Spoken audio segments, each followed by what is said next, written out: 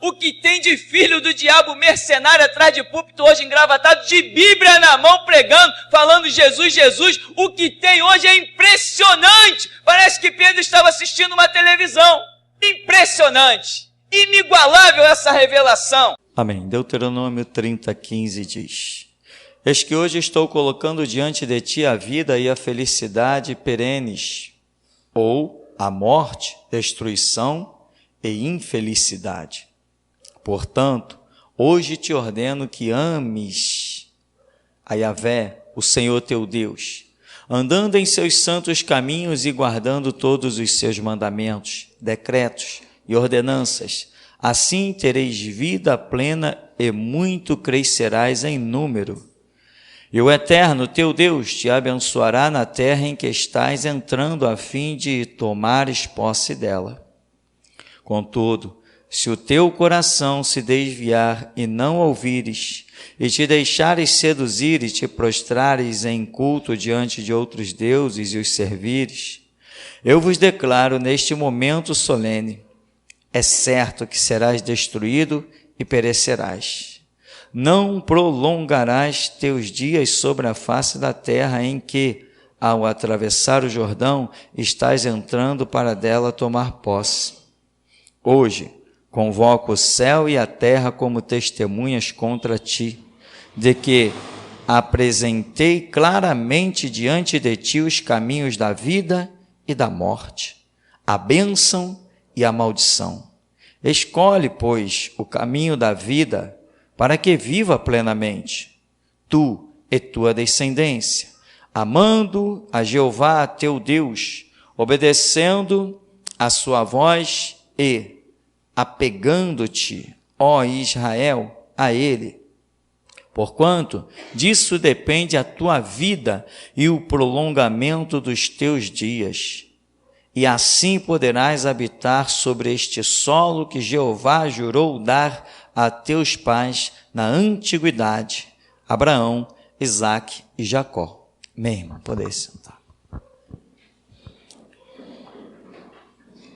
Irmãos, aqui no verso 16 diz: te ordeno hoje, Senhor teu Deus, andando em seus santos caminhos. Não é no seu santo caminho, não é singular, é plural, santos caminhos, e guardando todos os seus mandamentos. Deus não tem só um mandamento, né? E decretos, não é decreto, é decretos, e ordenanças, assim tereis vida plena e multiplicarás, etc. Então, são caminhos, mandamentos, decretos, ordenanças. Isso deve ser, na visão de Deus, coisas diferentes, porque senão o Senhor simplesmente diria andando no seu caminho e acabou a história. Ou então no seu decreto, ou na sua ordenança. Não, mas te fala um monte de coisa. E nós precisamos vigiar sobremaneira, porque não adianta dizer o Senhor é o meu Deus. Isso é só um decreto. Confessar com os teus lábios, acreditar, isso é só uma parte de uma ordenança, de uma situação. Tem muitas outras coisas, muitas outras ordenanças, muito mais decretos, mandamentos e até, como diz aqui, santos caminhos que ainda pode ser entendido outras situações. Então, o Evangelho, a Bíblia, a palavra de Deus, enfim, a Bíblia é a palavra de Deus. Não sei se alguém ainda tem dúvida por aí, por dentro das igrejas. É bem possível, porque dentro das igrejas tem de tudo. Até diabo pregando nos púlpitos tem dentro das igrejas. Então, é possível se encontrar de tudo. Eu conheci um grupo de jovens que recebiam revelações poderosas e eles, reunindo-se na casa onde costumavam se reunir, vários deles tiveram visões a respeito do púlpito de determinada igreja, Assembleia de Deus, na época, e viram, Deus mostrou para eles, e eles testemunharam disso, de demônios usando o púlpito, demônios de plantão do lado do púlpito, e eles são membros da mesma igreja até hoje. Então, o diabo está por aí, e as pessoas, mesmo que sondem muitas vezes a verdade, sei lá, tem privilégios e abrir mão de privilégios e títulos e rótulos é uma coisa realmente difícil pelo que eu tenho visto. Não foi difícil para mim. Não foi difícil. Muita gente disse, mas você vai sair daqui da igreja? Quando eu fui sair da igreja batista tradicional, você vai sair da igreja, aqui você prega, aqui você dirige trabalho, aqui você é diretor de evangelismo, daqui a pouco você pode ser consagrado a brá, brá, brá e brá, brá, brá. O que você vai fazer na outra igreja? Eu falei assim, vou sentar no banco. Não acredito. Quem você conhece lá? Ninguém. E não conhecia ninguém mesmo. Uma igreja de mais de 1000 membros, eu não conhecia ninguém. Mas por que você vai para lá? Deus me levou para lá. Mas você vai ser o que lá? Eu não vou ser nada, eu vou sentar no banco. Não acredito. Eu falei, não posso fazer nada. Porque é muito difícil para as pessoas acreditarem que você esteja largando um monte de título. O meu nome está na ata da igreja. Nem essa ata não vai nunca, Jesus nunca vai ler essa ata, irmão. Ela não presta para nada. Ela é só uma questão administrativa terrena que alguns criaram. Aqui na igreja nós não temos ata. Ela faz falta. Não tem o nome de nenhum obreiro escrito em nenhuma ata da geração Jesus Cristo, porque nós não temos ata nenhuma. E, no entanto, somos a igreja que mais obreiros tem no mundo. Se colocar num percentual, nunca existiram tantos obreiros quanto eu tenho aqui nesse ministério. Se colocar a nível de percentual, eu considero, irmão, que aqui praticamente 100% estão dispostos a servir a Jesus. Praticamente 100% estão dispostos a se dispor, né? Dispostos quer dizer a se dispor. Por quê? Porque toda vez que eu pedi alguma coisa a algum irmão, eu nunca ouvi um não. Nunca ouvi um não.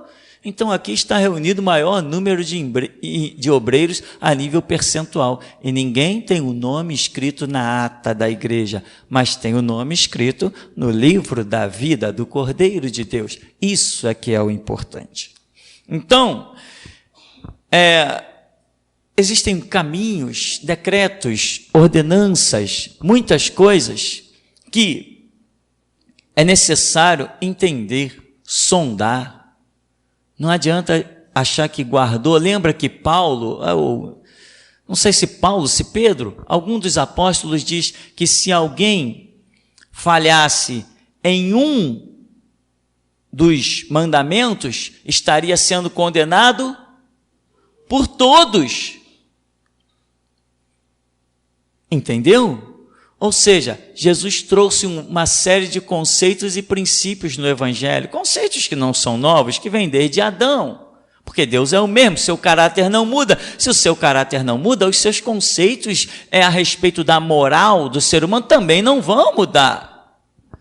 Então, muitos conceitos. E não adianta você dizer, não, eu estou bem aqui. Irmão, estou bem aqui, não interessa. Tem que estar bem aqui, lá e acolá. Tem que, lembra, o salmista Davi diz, Senhor, os teus mandamentos são amplíssimos. As tuas ordenanças são muitas. Então, Deus, expurga-me dos pecados que me são ocultos. Ele diz, ele apresenta o temor dele, ou seja, qual é a tradução que eu tenho disso? Expurga-me dos pecados que me são ocultos. Deus, se porventura eu pequei em algum mandamento teu que eu não conheça, Deus, me purifica, expurga-me. Entende? Porque ele entendia que a coisa era muito ampla, e Davi não sabia ler. Ele não vivia lendo pergaminho. Davi, quando queria ouvir sobre a lei de Deus, tinha que chamar alguém para ler, mas Davi não sabia ler. Pelo menos é o que dizem por aí, que eu não conheci Davi.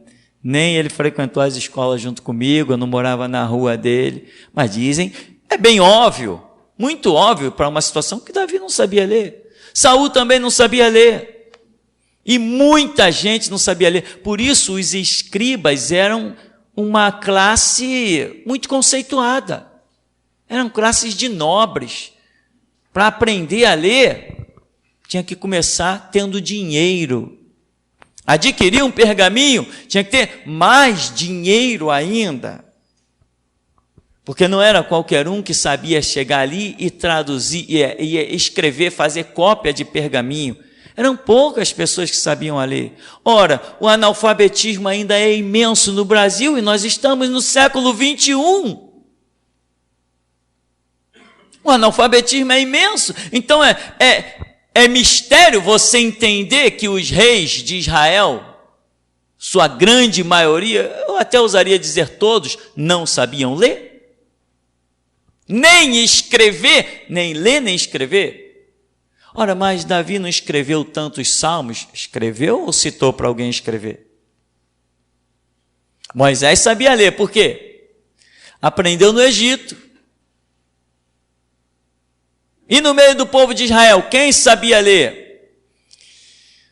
Nós podemos arriscar, meu irmão, que no meio daquela multidão, podemos arriscar que nenhum sabia ler.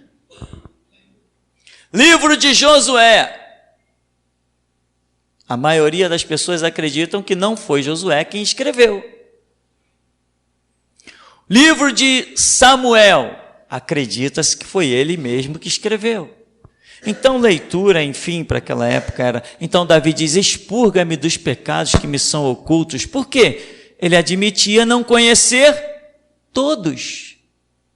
Porque se ele conhecesse todos os mandamentos, ele poderia saber em que ele errou e em que pedir perdão. Mas o temor dele por saber que não tinha conhecimento de todos os mandamentos, porque não sabia ler, não podia colocar um camarada de plantão lendo para ele o dia inteiro, então ele fazia essa súplica na sinceridade do seu coração: Deus, purifica-me dos pecados que me são ocultos. Tremendo isso. Talvez isso revele algo muito mais profundo do que alguém que soubesse ler. Porque muita gente sabe ler, mas não está nem aí. Sai pisoteando os mandamentos do Senhor, não tem temor, não tem nada. Davi não sabia ler e diz, e suplica: Deus, me purifica dos pecados que me são ocultos. Realmente, um homem segundo o coração de Deus. Muito tremendo, isso me causa arrepios, me deixa um pouco fora de mim quando eu vejo um homem sedento por não errar. Um homem sedento, apaixonado pelos mandamentos de Deus, que aquilo para ele é a vida dele. Isso me causa um impacto quando eu identifico isso na vida dos outros. Me deixa realmente, irmão, eu fico fora de mim, eu fico meio sem chão. Eu sou apaixonado por pessoas que se apaixonam pela perfeição de Deus. Isso é pessoal, né? Mas a minha alma engrandece ao Senhor e o meu espírito se alegra em Deus, o meu Salvador. Porque nós que amamos a Deus, queremos ver os das nossas, vamos usar essa expressão, os da mesma espécie. Não é assim que uma espécie vive? Em busca da sua própria? Aí aqui, irmão, então, veja, há uma promessa. Eu estou colocando diante de ti a vida e a felicidade, né? No verso 16, portanto, hoje eu te ordeno que ame Jeová, o Senhor teu Deus, e ande nos seus caminhos. Enfim, e ele vai dizer, eu vou te, depois em Deuteronômio, vou te colocar por cabeça, no 28, né? Antes, não por cauda, tu vai estar em cima, não embaixo, tu vai emprestar, mas não vai precisar tomar emprestado. Irmão, e hoje nós temos uma palavra, eu não sei se eu classifico ela como uma palavra dura, eu sei lá. Às vezes a gente enxerga a palavra de uma maneira, mas como Deus vai traduzir essa palavra aos ouvidos de cada um, a alma e o espírito, pode ser de outro. Porque lá em Atos dos Apóstolos, os apóstolos estavam falando de um idioma, em um idioma, e as pessoas estavam entendendo em outra. Estavam entendendo na sua própria língua, que eram nascidos e ficaram assustados. Eu também entendo que eu possa dizer aqui guerra, e o Espírito Santo para alguns traduzir guerra e para outros traduzir paz. Eu entendo que cada um ouve aquilo que Deus quer que ele ouça. Amém? Isso se chama multiforme operação do Espírito Santo. Eu não tenho que me preocupar com quem vai me ouvir. Eu tenho que me preocupar com o que eu vou falar. Eu apenas me preocupo em falar o que Ele me entrega. Eu passo. Como cada um vai receber essa palavra? Eu não sei. E nem tenho que saber, porque as ovelhas não são minhas. Eu não posso... Aí, entendeu? Que entendeu? Se o Espírito Santo está aqui, você entendeu? Se você tem o Espírito de Deus, você está entendendo muito bem. Eu uma vez fui para uma igreja, que Deus me levou para lá, e os 5 anos que eu passei nessa igreja, irmão, foi tão tremendo que depois daquela igreja, até hoje, eu digo, a minha vida espiritual e o meu ministério jamais existiriam se eu não tivesse passado pelaquela igreja.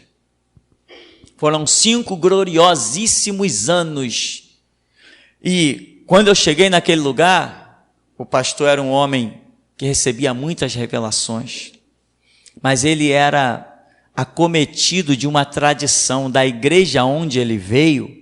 O pastor dele não aceitava certas vestes, certas coisas assim, então ele tinha esse costume, aquilo estava impregnado nele, e ele se deixava levar o tempo todo por aquilo, e aquilo nunca fez parte da minha vida.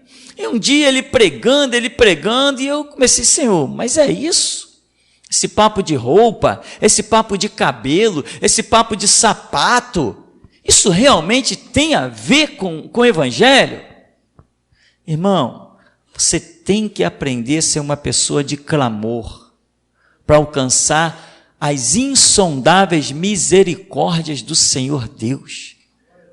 Nós não somos sábios por nós mesmos, não, porque Paulo diz, não que sejamos sábios de nós mesmos, mas a nossa sabedoria vem de Deus. Nós somos pó e cinza, no máximo comparados a vaso de barro.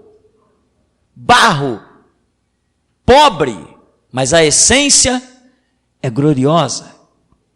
E eu clamei ao Senhor, e o Senhor falou assim, eu vou te ensinar. E lá está o pastor pregando, e aquela coisa gloriosa, tal. Quando ele entrava em certos assuntos, Deus, tirava a unção de mim. Entendeu? Dali foi ele falando. Aí ele voltava a falar das coisas de Deus, e a unção vinha, e os sinais poderosos. Quando ele voltava a falar de coisas naturais, a unção apagava. Eu falei, agora eu já tenho o sinal. Agora, aquilo ficou comigo. Enquanto eu andar com o Senhor, aquilo vai comigo para sempre. Eu sei quando alguém fala pelo Espírito e sei quando fala na carne. Sei, porque Ele me ensinou. E acabou-se a história. Sei, porque Ele me ensinou. Quando você aprende. 2 mais 2, 4. Acabou, vou levar para o túmulo, que 2 mais 2 são 4. Tem coisas que você aprende. Então, irmão, é muito tremendo. O Espírito Santo nos ensina a ouvir e a discernir o que vem dele e o que não vem. E eu comecei a entender como que aquele homem tão tremendo, aquele homem chegou a orar por pessoas e ressuscitarem. Por que ele fala essas besteiras? Aquelas besteiras, aquilo vinha impregnado, ele não conseguiu se libertar daquilo. Um homem de dezenas de anos dentro de um ministério, quando assumiu o pastorado, veio com toda aquela bagagem, não conseguiu se libertar. Mas Deus nos deu graça, nós nos libertamos, irmão. Mas foi clamor, foi com clamor, foi indo para a intimidade de Deus. A tua obra não é para o meu engrandecimento, é para o teu engrandecimento. O teu nome não é para eu usar ele, é para Ele me usar. Sabe, irmão, a tua igreja, Senhor, não é para enriquecimento de homens, nem para homem nenhum se tornar nada acima do teu nome e da tua glória, é para todos estarem abaixo. A tua igreja é a oportunidade dos homens te servirem e não serem servidos. Irmãos, aí você parte para a guerra, parte para a luta, daqui a pouco os mistérios que para todos são mistério, para você, não, isso não é mistério, isso é assim. Porque a sabedoria vem do alto. Nós somos pó e cinza, nós somos como a flor da erva, e diz a Escritura, seca-se a erva, murcha-se a sua flor. Assim é a vida do homem, mas a palavra de Deus permanece para sempre. Irmão, você não pode deixar de ser uma pessoa sábia, você tem que ser sábio. E olha que esse não é o contexto da mensagem, não, hein? Aproveita, rompa com todas as barreiras, consagre um espaço de 1 metro quadrado dentro da tua casa e dedica aquele espaço ao Jeová, a Criador dos céus e da terra. Mas não é dedicar e deixar o espaço lá, não. Dedica o espaço com a tua vida dentro dele. E todo dia você tem que estar ali. Quem sabe como Daniel, 3 vezes ao dia, virado pela sua janela, virado para o templo, para a cidade de Jerusalém. Daniel foi o que foi, mas pagou o preço para ser o que foi. Ninguém se torna nada do nada. Ou alguma coisa do nada, tem que ter preço. Se não houver preço, irmão, é porque não está à venda, ninguém pode adquirir. O reino de Deus tem um preço. Jesus falou, os que se esforçam, passam pela porta, que é estreita, e poucos, isso me atormenta, Jesus dizendo, poucos passam pela porta. Poucos. Não deixou isso para nenhum apóstolo dizer, não revelou isso para ninguém declarar. Ele mesmo disse, são poucos os que vão passar pela porta da vida, mas os que se esforçam vão passar. O que você tem que fazer? Se esforçar. Vamos ver se eu consigo voltar para cá, irmão. Porque aqui o texto diz, né? Assim, aí no meio do verso 16, assim tereis vida plena e muito crescerás em número. Ou seja, vida plena. O que é uma vida plena? É uma vida que não tem falta de nada. É uma vida que você pode até não ter sobrando. Se é plena, vai ter sobrando. Mas vamos analisar assim por baixo. Pode não estar sobrando, mas o seu dia a dia você vai ver a mão de Deus. Tem muita gente que confunde provas, irmão, e lutas. Tem muita gente que confunde as suas angústias com provas e lutas. Não. Você só está numa luta ou numa prova quando Deus disser que você está numa luta ou numa prova. Se você está vivendo uma angústia, uma adversidade, um problema crônico, algo indissolúvel, algo que te atormenta e te acompanha, aquilo vai dia após dia, mês após mês, ano após ano, mas Deus não disse que aquilo é uma prova, você não está em prova não. Você está na punição, está carregando a sua própria cruz, carregando seus próprios fardos. Quando Deus nos põe em prova, fica bem claro, a gente sabe que é prova. E a prova de Deus tem sempre um motivo. É a sua palavra, é a nossa fé. Quando nós queremos guardar a palavra, vem as perseguições, lembra da semente lançada à beira do caminho e etc, etc, vem as angústias, o diabo tenta, mas quando o que está em jogo é a palavra de Deus, é a nossa fé. Agora, tem muitas pessoas que estão passando pelas suas angústias, lutas e provas e não tem nada a ver com a palavra de Deus. Examine, presta atenção. Senão fica se iludindo, estou na prova, que prova nada, está faltando é atitude, postura. Tem ordenanças, irmão. Uma das ordenanças primárias da Escritura, sabe qual é? Me veio isso aqui agora na memória. Com o suor do teu rosto tu ganharás o teu pão. Primeira ordenança dada ao homem. Depois que ele pecou, entrou na linha do pecado. Irmão, acabou. Existe esse jugo, essa maldição, né? Isso foi um castigo. Só Jesus pode reverter essa história.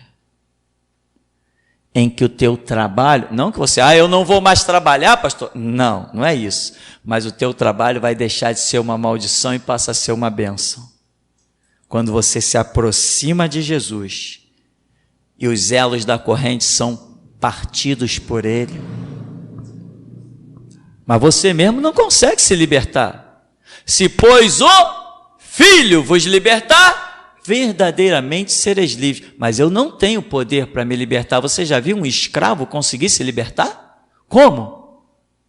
É impossível um escravo conseguir se libertar. É impossível um pecador pagar pelo seu próprio pecado. Então é o Filho que tem que nos libertar. Ele já morreu na cruz por nós, e daí? Morreu pelo traficante que está nessa hora matando lá no morro.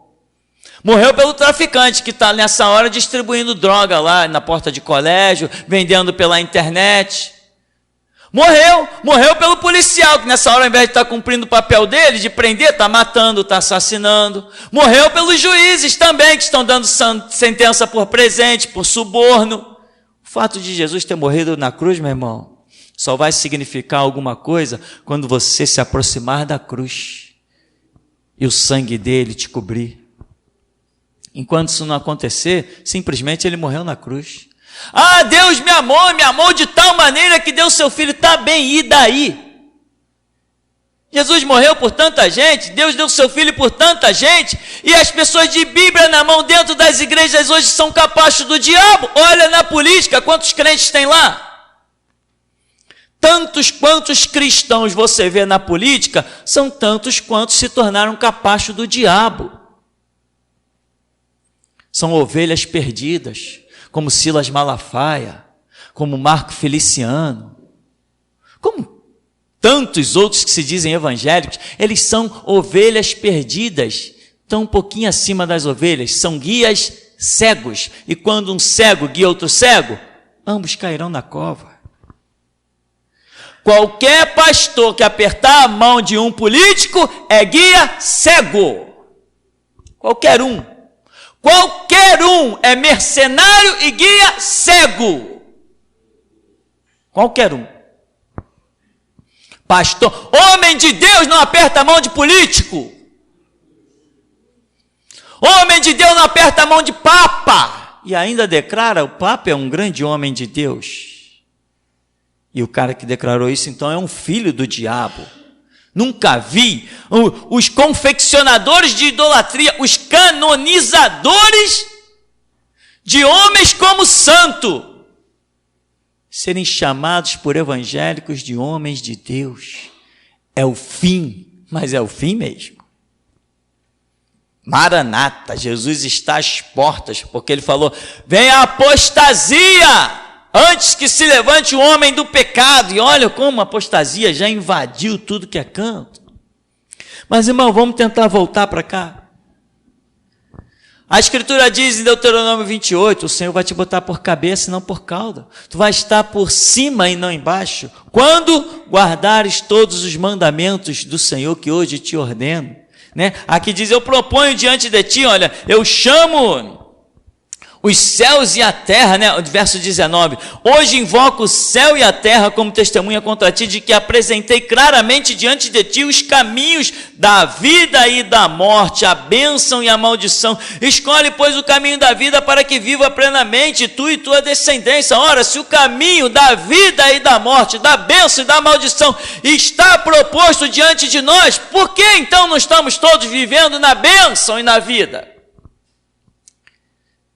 Porque nem todos escolheram o caminho da bênção e da vida.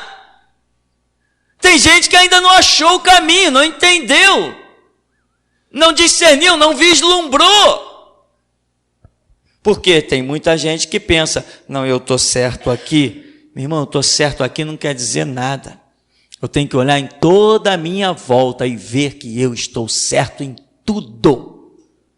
Porque Jesus falou assim, a um servo cabe ser igual ao seu Senhor. E você acha que Jesus andou certo em uma ou outra coisa? Abraão anda na minha presença e ser perfeito. O que é algo perfeito? É algo que não tem nenhum ponto que você diga, isso não faz parte desta obra. O que é um vidro completamente limpo? Às vezes tem uns irmãos que vêm aqui limpar esses vidros e eu fico admirado. Fico olhando, caramba, parece que a janela está aberta. Impressionante. Se não fosse isso o filme, mas não tem nenhuma, ou seja, está perfeitamente limpo, não tem nenhuma digital, não tem nada. A perfeição é isso. Quando você olha e diz assim, pô, isso era para estar limpo? Não tem nada sujo, incrível. Abraão anda na minha presença e ser perfeito. Irmão, perfeição tem que ter muito exercício. Perfeição tem que ter muito treinamento, né? Muito. Tem maratonistas. Você sabia que tem corredores que só correm os 100 metros rasos? Ou os 200, ou os 300? E tem outros corredores que correm maratonas de 42 quilômetros. E tem uns que são velozes, que em 100 metros atingem sei lá quantos quilômetros por hora.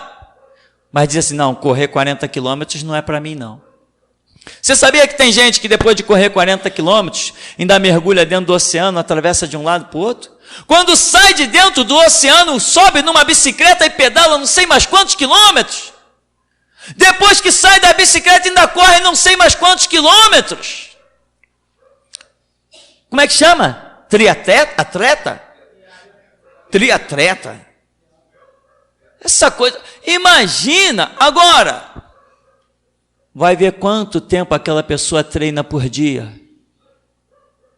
Você quer intimidade com Deus? Quanto tempo você ora por dia? Você é dos 100 metros raso? Você está vendo Jesus lá longe, a tua velocidade não vai alcançar ele nunca.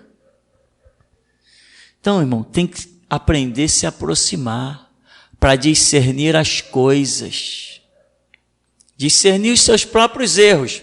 Porque nós não estamos aqui para olhar a vida dos outros. Estamos aqui para olhar a nossa própria vida. O Evangelho é um espelho onde eu me vejo a mim mesmo refletido. O Evangelho não é para eu sondar a vida de ninguém. O Evangelho é para eu sondar a minha própria vida. Se ela está no prumo que me garante entrar na porta estreita do reino dos céus. É para isso que é o Evangelho. Eu não me comparo. Não, aquele irmão está mal para caramba. Não. Eu estou bem melhor que ele. Claro que eu vou ser salvo. Eu estou melhor que ele. Não, nem ele nem você. Porque Jesus não compara na hora de salvar. Ele não compara uma pessoa a outra. Na hora de salvar ele compara todos. A sua palavra. É exatamente assim. Ore como é assim. Irmão, eu posso ter cara de bobo, mas eu sou muito esperto. Eu aprendi desde cedo que o negócio de Jeová é com a sua palavra.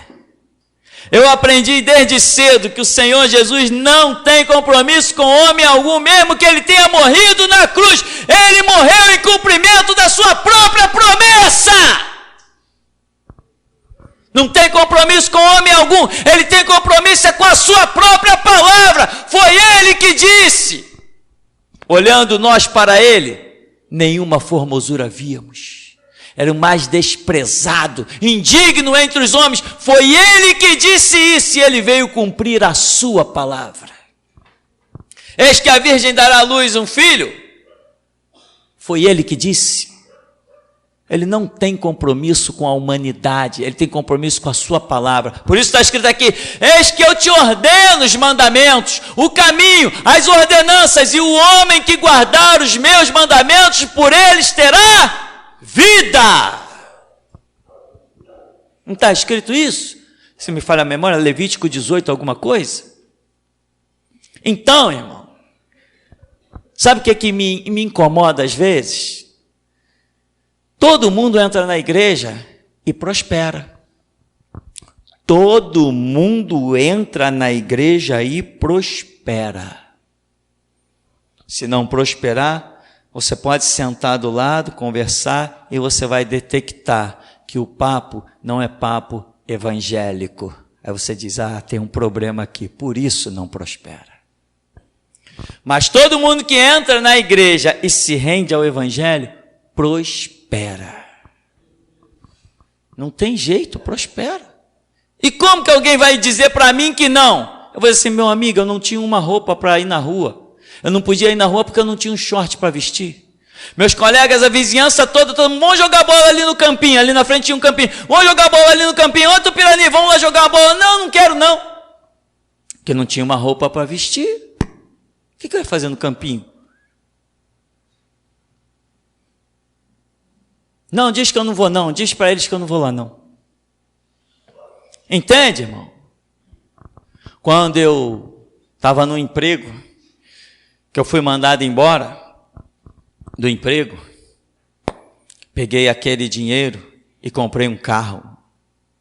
Não entendia nada de carro, mas confiei no cara, comprei do cara que comia na mesa comigo, que batia sempre na porta da minha mãe para ir lá, almoçava com a gente. Eu falei, não, vou comprar desse cara, porque esse cara não vai me enganar. Tadinho de mim. Quando o dinheiro entra em questão, a coisa é tão séria, meu irmão. Tem pessoas que não valorizam nada, só valorizam dinheiro. Aquele carro me deu tanto trabalho e aquele carro era uma ferramenta para eu ganhar o meu pão de cada dia. Sofri com aquele carro, sofri. Uma Elba 86.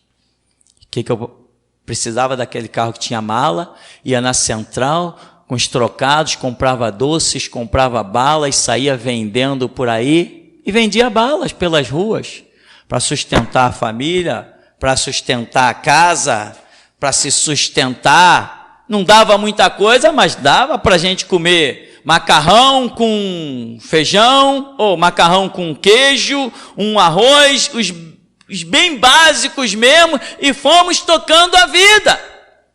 Mas fomos ralando, ganhando o pão com o suor do rosto e não desviando os olhos da cruz de Jesus Cristo.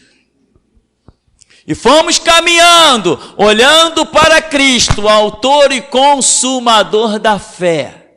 Às vezes desmaiávamos em cima de uma cama, às vezes parecia que as forças não iam mais existir, as pernas não queriam mais subir escada, mas parava para descansar, chorava no meio fio, mas sempre olhando para a cruz de Jesus Cristo. Ninguém pode me dizer que o evangelho não transforma mendigo em príncipe, porque eu direi para eles, olha para mim. Ninguém poderá me dizer isso. Agora, o que acontece? Às vezes nós vemos pessoas que estão passando sufocos, e isso nunca para, é um vale da sombra e da morte que não termina jamais. São pessoas que estão desorientadas, porque a Escritura diz lá, nem ainda que eu andasse pelo vale da sombra e da morte, não temeria mal algum, porque tu estás comigo, a tua vara e o teu cajado me consolam. A vara era algo usado para guiar o rebanho, só que tem pessoas que não estão debaixo da vara, não estão sendo guiadas por Deus.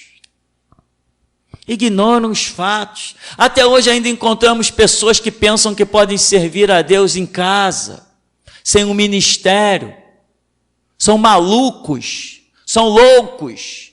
Nunca ninguém vai encontrar a Deus se não o fizer através de um ministério, de um sacerdócio, porque o ministério, o sacerdócio é o caminho que Deus traçou para chegar até Ele. Ninguém serve a Deus sem um sacerdote.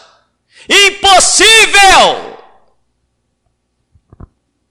Mas é o orgulho, é a vaidade, é a arrogância do ser humano, não sabe se quebrar, quebrantar, ir para os pés do Senhor e dizer, Deus, o que está errado na minha vida? Não, eu estou certo.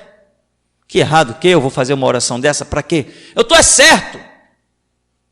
O mundo gira ao meu redor, o mundo gira em volta de mim, eu sou o cara, eu sou o bom. O diabo está dizendo assim, tu é bem melhor que eu mesmo, porque eu nunca fiz isso. Agora, quando o homem sabe que é pó e cinza, que ele precisa, que ele necessita de misericórdia, aí a Escritura diz: humilhai-vos debaixo da potente mão de Deus, que no seu tempo vai te exaltar. Mas as pessoas pensam: não, eu estou certo. Né? Eu tenho ouvido muito isso aqui assim na igreja. Ó. O homem é que manda, mulher, tu tem que me obedecer. Homem que é homem, meu irmão, acorda cedo e dorme tarde. Homem que é homem tem que madrugar para sustentar, para ganhar o pão das dores, se for preciso. Homem não é homem quando nasce, o médico diz: deixa eu ver aqui, é homem, não é não. Não é não. O médico já disse isso para muita gente que nunca foi homem. O diabo chegou e fez a festa, nunca foi homem. Homem não se é por causa de um DNA, nem por uma barba na cara, nem por uma aparência de homem. Homem não se é porque os músculos crescem mais e a nossa força chega a ser 10, 12 vezes superior a de uma mulher. Homem não é homem por isso. Homem é homem quando cumpre com as suas responsabilidades. Como eu botei lá no Zap. Temos responsabilidades familiares, responsabilidades sociais, temos uma série de coisas que eu botei lá na hora. Às vezes me dá um lampejo assim, eu estou quieto no meu canto resolvendo um monte de coisa, me vem umas coisas na memória, vou botar isso lá no Zap, vou lá e boto, que vai servir para alguém, vai edificar alguém, vai abençoar a vida de alguém, sei lá, eu sinto mover, vou lá e coloco. Então, irmão, há uma promessa, né? O que disse desde João Batista? Ele vai nivelar as coisas. Quem está embaixo, ó, vai vir para cima. Quem está lá em cima, ó, vai vir. O que é esse nivelamento? Todos nós somos nivelados, se quisermos, debaixo das asas do Altíssimo. E que aquele que habita no esconderijo do Altíssimo, a sombra do Onipotente, tem descanso. Deixo-vos a paz, da minha paz vos dou, e não vou lá dou como o mundo a dá. Ora, veja aí, o país está em crise, o Rio de Janeiro decretou calamidade pública, falência, que se exploda, minha mesa continua farta. Eu não sirvo presidente, eu não sirvo prefeito, eu não sirvo governador, eu não elejo político para governar sobre a minha vida reina Cristo Jesus e seu Espírito. O que me interessa a crise do país? Isso não é problema meu, meu negócio é com a igreja do Deus vivo, isso é problema meu. Então, irmão, cuidado aí, estou em prova, Deus falou que você está numa prova? Então você não está numa prova não. Se Ele não falou, você não está numa prova, você está num abismo. E um abismo chama outro abismo. Um abismo chama outro abismo, daqui a pouco não consegue mais sair.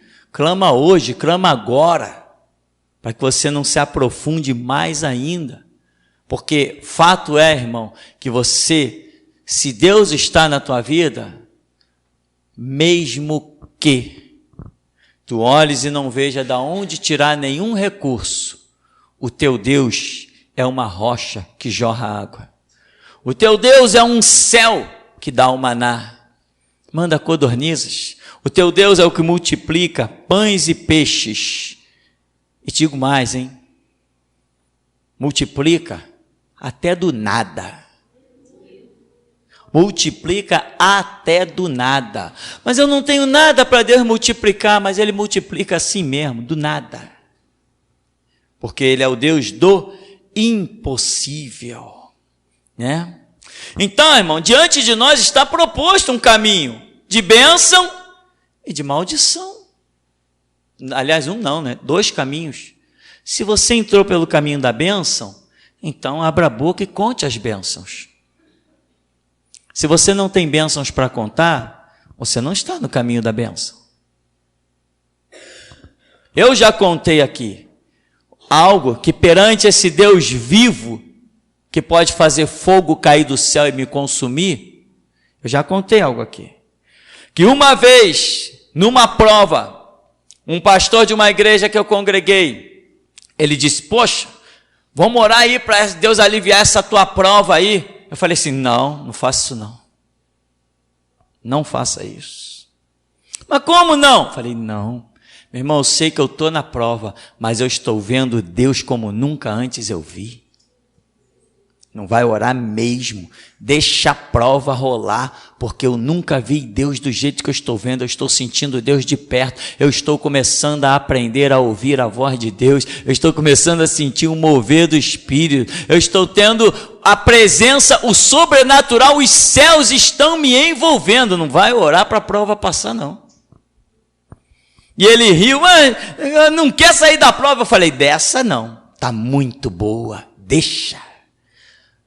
Não estava com fome. Estava na prova? Estava, mas não estava com fome. Deus estava suprindo. E tem mais. A paz que você tem quando você sabe que Deus está tratando. Aí os profetas diziam, olha homem, está difícil, né? É aí mesmo que Deus te quer. Opa! Agora tem gente que você diz assim, ei irmão, está difícil, né? Deus disse que teu lugar é aí. Não, então o que tu está fazendo aí? Tu entrou pelo caminho da maldição e não da bênção. Quando você está no caminho da bênção, tudo que acontece é bênção. Tropeça, cai, rola, e é uma bênção. Tropeçou, caiu no buraco e veio alguém te socorreu. O que quebrou aí? Pô, só quebrei um braço e uma perna. Só? Tudo bênção. Está no caminho de Deus, tudo é bênção. Irmão, dá para rir, mas acredite, a coisa é gloriosamente séria. Quando você está na direção de Deus, alguém vem e corta a tua cabeça, glória a Deus, aleluia. Maranata, Jesus não veio, mas eu fui. Com Deus tudo é tremendo, tudo é muita bênção, é uma coisa gloriosa. Agora tem gente que está em provas, irmão, vamos rever, vamos recomeçar do zero. Larga essa bagagem, não, eu tenho 10 anos de evangelho, eu tenho conhecimento de Gênesis, Levítico, Número, Deuteronômio, Josué, e Ruth, eu não tenho conhecimento de mais nada, irmão, começa do zero. Jesus, estou chegando aqui hoje para me converter, tem misericórdia da minha alma. É assim que se é esperto, quando você vê que construiu um prédio, que ele balança. Quando você vê que construiu um prédio, que você olha e está cheio de rachaduras. Quando você vê que construiu um prédio, todo mundo vê que ele está cheio de defeitos e infiltrações, a melhor coisa é demolir o prédio todo e reconstruir tudo de novo. É assim que tem que fazer. Não, meu avião já decolou, eu já estou no alto, eu tenho uma posição espiritual, mas essa posição espiritual está te destruindo. Larga a mão dela, põe o avião no chão e decola tudo de novo. Vontade, irmão, é um negócio, sabe, que tem que surgir em você. Se isso não surgir em você, essa vontade, esse desejo de andar no certo, você vai se iludindo. Eu sempre falei para os irmãos que vêm aqui, irmão, aqui dentro não tem assembleiano. Aqui dentro não tem batista. Aqui dentro não tem ninguém que tenha qualquer conceito de outra denominação. Não. Se existe algum conceito de outras denominações na vida de qualquer pessoa aqui dentro, essa pessoa não faz parte da geração Jesus Cristo. Diferente de um cabra que saiu daqui e que, quando Deus mostrou que ele tinha se desviado, mostrou várias coisas, por fim Deus me deu um sonho, que dentro da igreja dele tinha um monte de muro dentro da igreja. A igreja era toda dividida de muro e eu olhava no sonho e dizia assim, mas essa igreja como pode? Tem muro para todo lado, aí do lado de um muro tinha um grupinho, no outro lado do muro outro grupinho, de cada parte do muro era um grupinho. Aí eu falei, mas meu Deus, o que é isso? E o Senhor Deus vivo, que não mente nem se engana, falou assim, é porque ele pensa que prega restauração. E as pessoas que pensam que estão indo para uma igreja de restauração, estão indo para lá, não estão sendo restauradas, porque lá não tem restaurador. Ele não prega restauração, ele não tem ministério de restauração. Então, cada um que está indo para dentro daquele lugar está levando todos os seus próprios conceitos. Então, são grupinhos divididos por muros. Aqui, irmão, isso não sobrevive, porque a palavra aqui dói muito mais do que uma espada atravessando a alma. Só fica nesse ministério quem realmente quer a verdade, quem quiser sustentar ainda alguma coisa dos assembleianos ou dos batistas, ou seja lá de onde quer que seja, não consegue sobreviver nesta terra, porque essa terra não tem muro. Jeová derruba todos eles. Então, meu irmão, a Escritura mostra o caminho da bênção, mostra o caminho da maldição. Né? Lembra lá as bênçãos proferidas do monte Geazi e as maldições proferidas do monte Ebal. Lá na terra, já quando eles estão entrando, ou já tinham entrado na terra prometida, aí tem uma lista imensa de bênçãos quando se comportar de determinada maneira. E tem uma lista imensa de maldições quando se comportar de outra maneira. Muita gente está vivendo, sabe como? No caminho da maldição, mesmo dentro das igrejas. Isso é novidade? Não, claro que isso não é novidade. Israel não viveu tanta gente no caminho da maldição? Mesmo estando no meio do chamado povo de Deus, mesmo tendo sido libertados do Egito, mas na terra prometida não entraram. Assim, infelizmente, é a igreja também. Muitos foram libertos desse Egito imenso chamado mundo, mas no meio desse deserto vão perecer e não vão entrar na terra prometida. Tem pessoas aqui dentro, muito jovens, mas muito jovens, que pelo tempo que tem dentro do ministério, já poderia ser exímios, sábios, e a língua poderia ser muito mais que a pena de um destro escritor. Mas ignoraram, acham que podem estudar química, física, matemática, se formar lá no mundo. Muita gente quer, sabe por quê? Porque não tem visão do reino.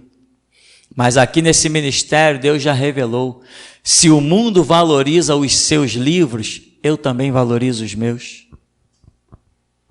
Se quem se forma nos livros do mundo consegue êxito lá no mundo, quem se forma no meu livro também consegue êxito no meu reino. E eu digo uma coisa, o reino de Deus está na terra. O reino de Deus já está na terra. A igreja é um organismo que pertence ao reino de Deus. A igreja é uma embaixada do reino de Deus. Esse território chamado igreja, nós, não o espaço, nós, esse mover que invade as nossas vidas, é um território chamado igreja. Isso é reino de Deus na terra. Mas muita gente não está preocupado. O seu alvo não é bem esse. E outras coisas, veja bem, o apóstolo Paulo diz assim: Timóteo, olha, não imponhas a mão precipitadamente, né? Aquela velha doutrina. Não imponhas a mão precipitadamente. Não escolhe aí para dirigir a igreja, senão pessoas idôneas. Marido de uma só mulher, né? Um homem que seja equilibrado, sóbrio, não dado ao vinho, que administre bem a sua casa, que tenha seus filhos em sujeição, que seja um homem cumpridor dos seus deveres, que honre os seus deveres. Fora isso, Timóteo, não interessa, digo eu, né? Acrescentando a Paulo, fora isso, Timóteo, não interessa se o camarada é sábio, não interessa se ele conhece Bíblia de capa a capa, não interessa se ele tem a língua como a pena de um destro escritor, se ele não tiver caráter, joga ele no lixo, porque a obra encontra outros. Tem muita gente, o que está escrito? Está aqui, está aqui escrito. É assim, assim, assim, tá, beleza. E aqui? Está aqui escrito Está aqui escrito, está aqui escrito. Aí muita gente diz, esse cara é sábio. Meu irmão, de sábios o mundo está cheio, não há limite para fazer livros. Deus não está procurando gente tão sábia. Um caráter fala muito mais que sabedoria. Então, meu irmão, as bênçãos e as maldições estão propostas diante de nós. Eu não entendo porque algumas pessoas passam 2 anos, 3 anos, 4 anos, 5 anos e não há progresso na vida da pessoa. Elas estão sempre voltando ao mesmo ponto, voltando sempre à mesma estaca zero. As coisas não progridem, as coisas não prosperam. Ela não vive uma novidade de vida como a Bíblia diz que tem que viver, de fé em fé e de glória em glória. Ao romper de cada manhã, um novo sol para aqueles que esperam em Cristo Jesus. Mas muitos estão vivendo as mesmas histórias de sempre. Não há progresso, não há prosperidade, não há novidade na vida de certas pessoas. Tudo está do mesmo jeito como tudo começou. E eu posso falar disso porque a minha vida não é a mesma coisa que começou. Porque esse evangelho é poderoso, esse evangelho transforma vidas, transforma caráter, esse evangelho multiplica pão e peixe, esse evangelho abre porta onde não há porta, esse evangelho traz Deus até nós. E muitas pessoas não estão prosperando, não estão caminhando e acabam se tornando até vergonha. Paga o preço, irmão, para sair da humilhação. Não vai ousar fazer a besteira que muitos já fizeram aí. Não, eu não prosperei por causa de ninguém. Não prosperei por causa de mim. Não fui adiante, culpado sou eu, porque eu tenho a meu favor o nome de Cristo, a sua palavra, o seu sangue, o seu Espírito, o seu Deus. Se eu não deslanchei, se eu não prosperei, se eu não caminhei, se eu não alcancei, é porque eu sou culpado. Ninguém é culpado. Como que alguém vai ser culpado da minha derrota? Se todo mundo que entrar no meu caminho vai ser massacrado, como que alguém vai ser culpado da minha derrota?